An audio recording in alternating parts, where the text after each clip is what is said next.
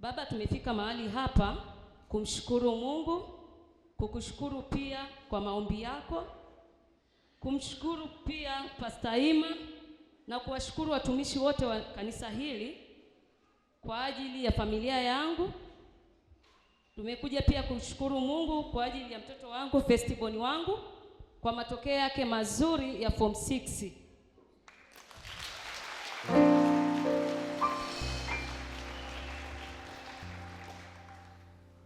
Sina mengi ya kusema, naomba yeye mwenyewe aongee kwa anachomshukuru Mungu pia.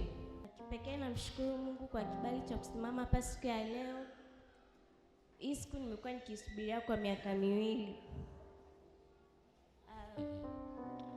Kiukweli namshukuru sana Mungu kwa sababu ya kunifikisha kwenye madhabahu yake iliyo sahihi.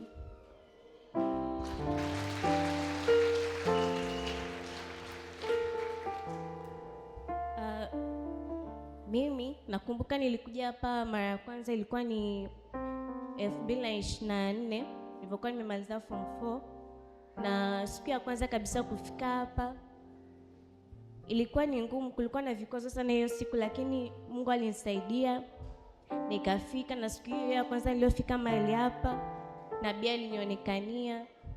Kulikuwa na matatizo yanaendelea kwenye elimu yangu pamoja na familia yangu, lakini pia Mungu akaendelea kusimama na mimi kwa kupitia madhabahu yake. Kwanza nilipoanza form 5 mpaka sasa hivi nimemaliza form 6, bado niko kwenye madhabahu hii kama mtoto wake na bado baba ananilea. Lakini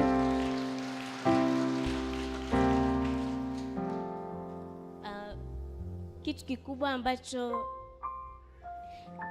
natamani sana kila mtu akijue kwenye kanisa hili kwamba madhabahu hii imejaa ushindi.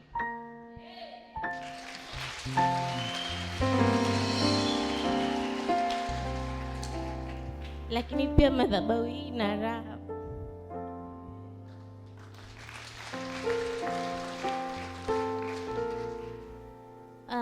Mimi hapa hivi nikikumbuka nilipoanza kwenda advance, vita vilinuka sana kwenye masomo yangu.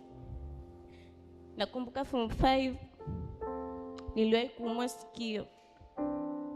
Hospitalini wakaniambia kwamba ngoma ya sikio imeharibika, na hiyo hali kanisumbua karibia mwezi mzima. Jinsi ambavyo madhabahu hili nitia moyo, nilikaa hizo wiki 4 zikawa zimeenda hivyo, nashindwa kusoma, sisikii darasani na kwa sina raha. Lakini nakumbuka hiyo siku nilikuwa kitandani kwangu, tumetoka kusoma prepo, nikaa nimekaa na wenzangu wanaongea lakini siwasikii. Basi kwenye moyo wangu ukanijia wimbo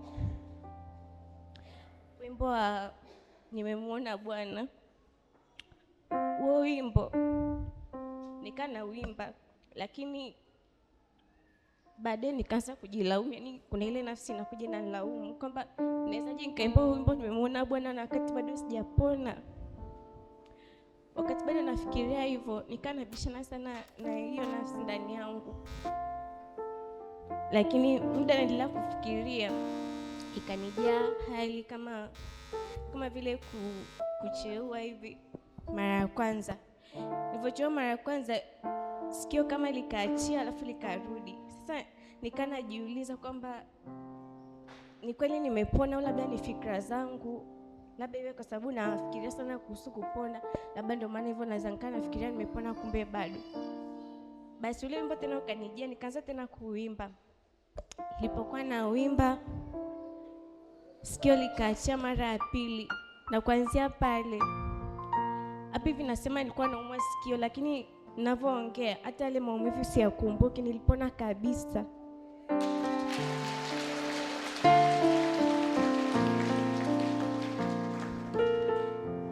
Lakini pia kitu kingine, ilikuwa Jumapili iliyopita, kama mnakumbuka, baba alikuwa anaita mtu mmoja mmoja anakuja kuimba hapa mbele. Kwamba leo nimekuja na ushuhuda. Hiyo Jumapili nilikuwa nawaza sana kwa sababu kesho yake ndo matokeo alikuwa yanatoka. Lakini ile kati watu wanavyoimba nasema mbona ni mimi kabisa, Jumapili najua kwamba nitatoa ushuhuda kwa sababu nimefaulu. Basi kesho yake nikaa nimekaa, matokeo yakatoka kwenye saa 5. Namshukuru sana Mungu, nimeperform na division 1 ya point 5.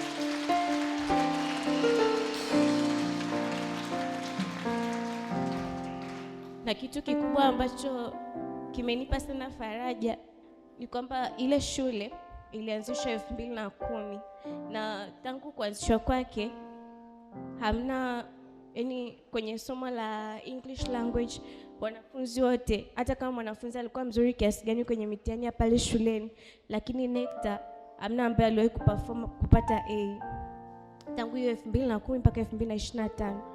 Lakini kwa mwaka huu hapa hivi shule yetu ikatoa A2 na mimi ni mmoja wapo.